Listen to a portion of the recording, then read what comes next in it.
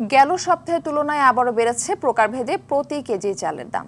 গত এক মাসে মিনিকেট ৭০ থেকে বেড়ে ৮৫ টাকা, আটাশ ৫৫ থেকে বেড়ে ৬৫ এবং পাইজাম বিক্রি হচ্ছে ৫০ থেকে বেড়ে ৬০ টাকায়। বেড়েছে মশলার দামও। প্রতি কেজি এলাচ বিক্রি হচ্ছে ৩,০০০ থেকে বেড়ে ৫,২০০ টাকা। সয়াবিন তেলের সরবরাহ বাড়লেও দাম কমেনি এখনো। ক্রেতারা বলছেন, ডাল, চিনি সহ যেসব পণ্যের দাম কমেছে তা আরও সহনীয় পর্যায়ে আসা উচিত। এদিকে বাজার সিন্ডিকেট ভেঙে বাজার মনিটরিং জোরদার করার কথা বলছেন ক্রেতারা। দর্শক, এই বিষয়ে আরো জানাতে বরিশাল থেকে আমাদের সঙ্গে সরাসরি যুক্ত হচ্ছেন সহকর্মী আরিফুল ইসলাম।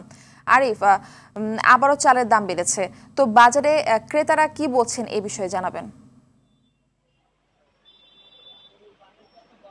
মার্ফি, বরিশালের বাজারে ক্রেতারা একদমই হতাশ।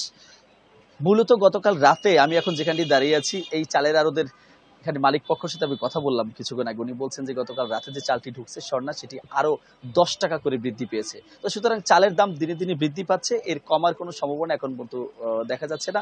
চাল ব্যবসায়ীরা এমনটি বলছেন। আর বরিশালের যারা আসলে ক্রেতা রয়েছে তাদের আসলে বলার কিছু নাই। এর আগেই বলেছিলাম, তারা এখন ভাগ্যের উপরে ছেড়ে দিয়েছে যে আল্লাহ যা করে। অবস্থাটি এখন সেখানে। একটু তথ্য জানিয়ে রাখি, দেখতে চাচ্ছি যে বরিশালের যে চালের বাজার, সেটি পাইকারি বাজারের সাথে খুচরো বাজারে প্রায় ৫০ থেকে ৬০ টাকা হচ্ছে ফারাক থাকে। সেই হিসাবে বরিশালের বাজারে আজকের যে দাদা মিনিকেটটার উপরে বেশি বরিশালের দামটা বাড়ছে। এটি যেমন পাইকারি বাজারে বিক্রি হচ্ছে ১৯৫০ টাকা, মফিস মিনিকেট বিক্রি হচ্ছে ২০৮০ টাকা। ঠিক খুচরো বাজারে গিয়ে এই দাদা মিনিকেট বিক্রি হচ্ছে ২১০০ টাকা বা ২১৫০ টাকা, অর্থাৎ ৮০ টাকা থেকে ১০০ টাকা বৃদ্ধি পাচ্ছে খুচরো বাজারে গিয়ে। তো এই নিয়ন্ত্রণ করার লক্ষ্যে ইতিমধ্যে বিভিন্ন ধরনের ভোক্তা সংসদ দপ্তর কিংবা জেলা প্রশাসন অভিযান চালিয়েছিল, কিন্তু এখানের যারা আড়তদার তারা বারবারই বলে যাচ্ছেন যে আসলে তারা যেহেতু এই চালগুলো কুষ্টিয়া কিংবা বরিশালের বাহির থেকে ক্রয় করে, সুতরাং তারা সঠিকভাবে মেমো দেখানোর পরে সেই আইনগত ভাবে তাদেরকে আর শাস্তির আওতায় কিংবা চাল কমানোর যে তদারকি বা চাল কমানোর জন্য যে নির্দেশনা, সেটি থাকে না। যেহেতু এটি বরিশালের বাইরের মোকাম থেকে চালগুলো আসছে, সুতরাং সেখান থেকে নিয়ন্ত্রিত হলে বরিশালে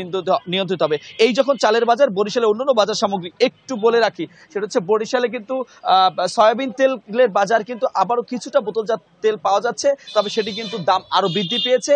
আর খুচরো তেল কিন্তু আবারও সংকট দেখা দিয়েছে। শেষ করবে একটু জানিয়ে রাখি, বরিশালের যে পেঁয়াজ এবং আলুর বাজার, সেটি কিন্তু আরো দিনে দিনে বৃদ্ধি পেতে শুরু করেছে। মশলার বাজারে আগুন লাগতে শুরু করেছে, যেহেতু সামনে ঈদ। মারফি, এতটুকু ছিল বরিশাল থেকে আমার কাছে। আরিফ, আপনাকে ধন্যবাদ।